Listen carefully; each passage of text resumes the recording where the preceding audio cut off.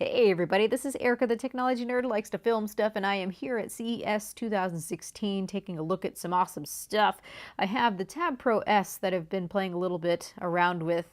Now, this seems to be a tablet that is a direct jab at the Surface Pro 4, though in some ways it reminds me of the MacBook 12-inch instead.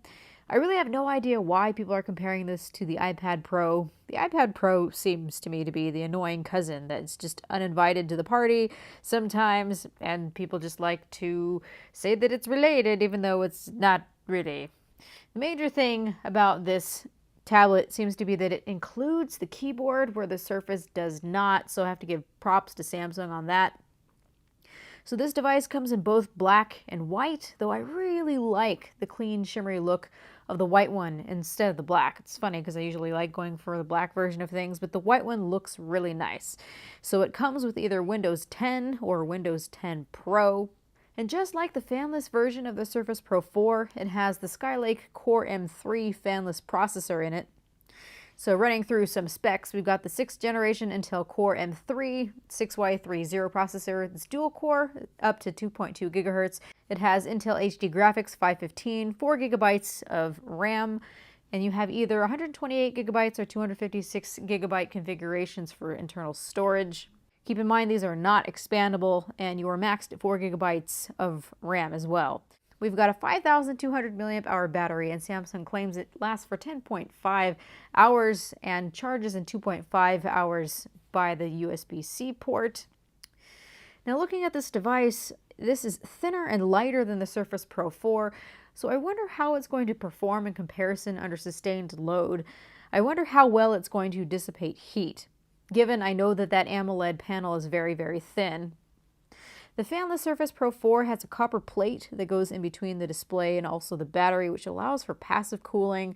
So I have no idea what this device has inside of it until someone tears it down.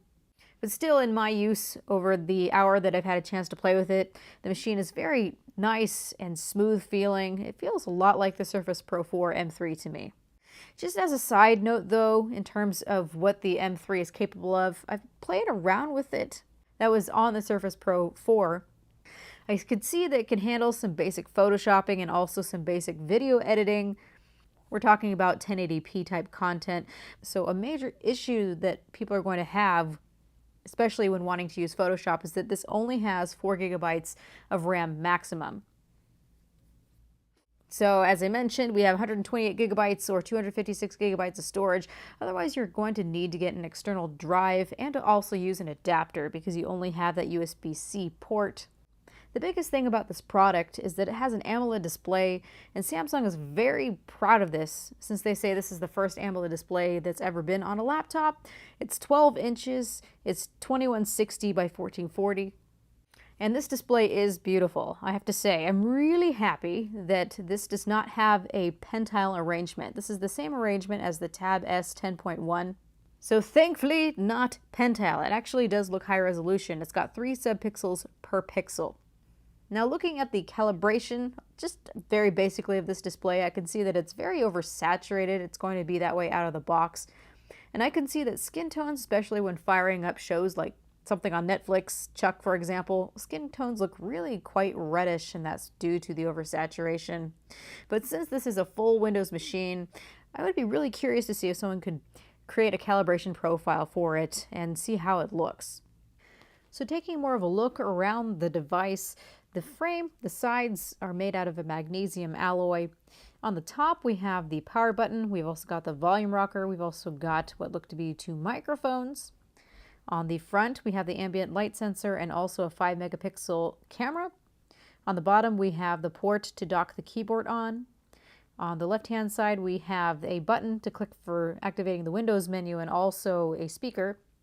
Then on the right hand side we have the standard headphone jack, the USB Type-C port, and also a speaker.